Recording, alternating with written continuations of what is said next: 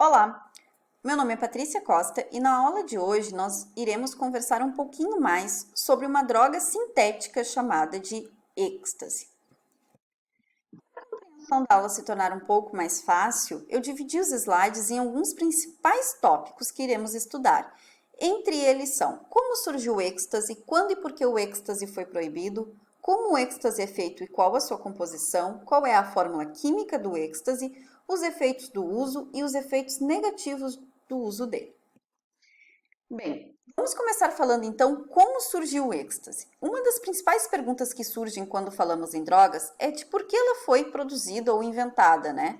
No caso do êxtase, ela foi desenvolvida originalmente por uma indústria farmacêutica chamada Merck, na Alemanha, em 1912. Devido à sua facilidade de interação medicamentosa e seus efeitos sobre a supressão da fome, o objetivo da criação desta droga seria utilizá-la como recurso para diminuir o apetite e conter os efeitos da obesidade. Porém, os primeiros testes demonstraram a sua baixa eficácia clínica, ao perceber que o êxtase não apresentava a possibilidade terapêutica esperada. Seus idealizadores cessaram a sua produção. Na sua forma original, era conhecido como MDMA. Ainda que o processo de fabricação do êxtase estivesse legalmente interrompido, o laboratório responsável não desistiu de sua investida e deu sequências às pesquisas sobre a droga, até então vista apenas como coadjuvante para o tratamento de emagrecer. E assim, na metade do século XX, que o MDMA ressurgiu como uma nova possibilidade, auxiliar no processo psicoterapêutico, já que a psiquiatria havia comprovado que a substância garantiria certa leveza mental e facilitava o relaxamento e deixava o usuário mais solto e calmo.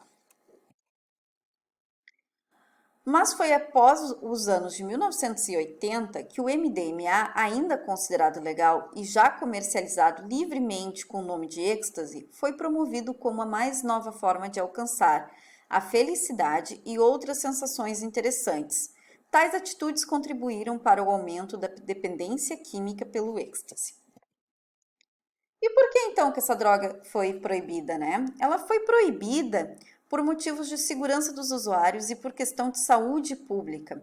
O consumo do êxtase se tornou ilegal e a droga foi banida no ano de 1985. Após esse período, a droga invadiu o submundo dos narcóticos e passou a ser utilizada com um abrangente termo de marketing e propaganda no mercado negro. Assim, os traficantes passaram a vender drogas tipo êxtase e que na verdade eram produções duvidosas e ilegais. Além do mais, em sua composição poderia conter muito pouco ou praticamente nenhum MDMA. Desse modo, apenas um pequeno percentual de êxtase era realmente produzido a partir da substância original. Os fabricantes da droga utilizavam essas estratégias para reduzir os seus custos de produção e obter mais lucros com a sua venda. Como o êxtase é feito, então, e qual a sua composição? Atualmente, a droga vendida pelo nome de êxtase contém uma ampla mistura de substâncias nocivas à saúde. Variam desde cocaína, como a gente pode ver na figura ali em cima, né, com a seringa de como que ela é consumida, heroína, que está ali embaixo, ou LSD. Há vários tipos de anfetaminas ou similares também em sua composição. Pode conter até veneno de rato, de barata e elementos utilizados como vermífugos veterinários. Para chamar a atenção dos clientes, aumentar a sua lucratividade e ganhar mais espaço no submundo do tráfico, o êxtase é comercializado com diversas cores, formas e até logotipos engraçados.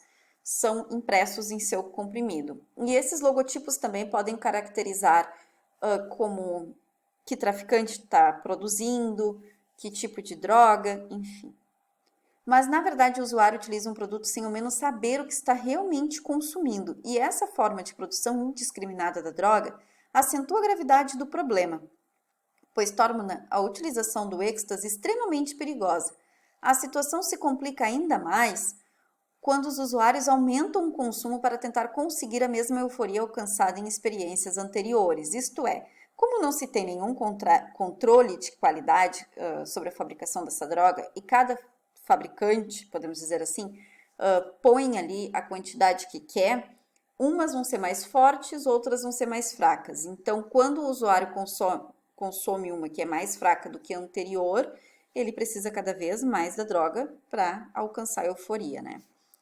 Porém, sem saber que estão utilizando uma combinação diferente de substâncias, eles não conseguem o efeito desejado, recorrem ao uso de outras drogas e mergulham no vício.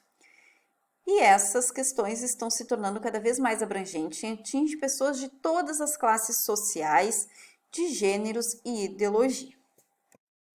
Bem, qual é a fórmula química, então, do êxtase, né?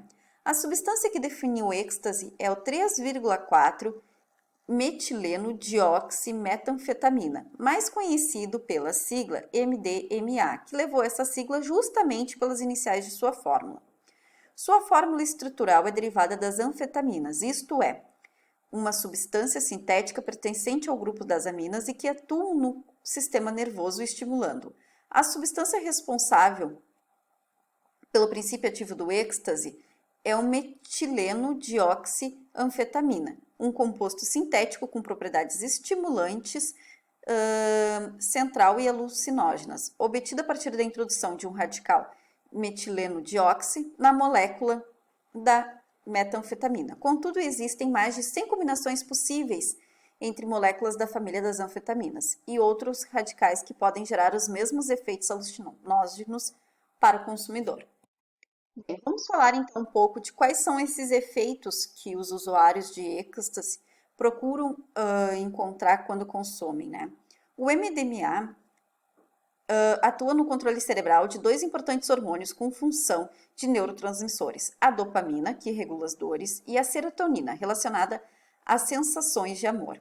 A combinação dessas substâncias provoca muita agitação nas pessoas. A pessoa fica mais alegre, sociável, e os efeitos da droga são muito semelhantes às substâncias consideradas estimulantes natural do sistema nervoso, porém são muito mais acentuadas e de curta duração. Ao consumir MDMA, a pessoa sente uma euforia surreal, um misto de agitação, que pode causar confusão mental e alterar a percepção da realidade. Como toda droga, o efeito do êxtase pode ter estímulos diferentes e provocar reações específicas conforme o estado emocional do indivíduo que a consome. Alguns podem perceber mudanças no ritmo corporal, experimentar efeitos perturbadores e ter alucinações.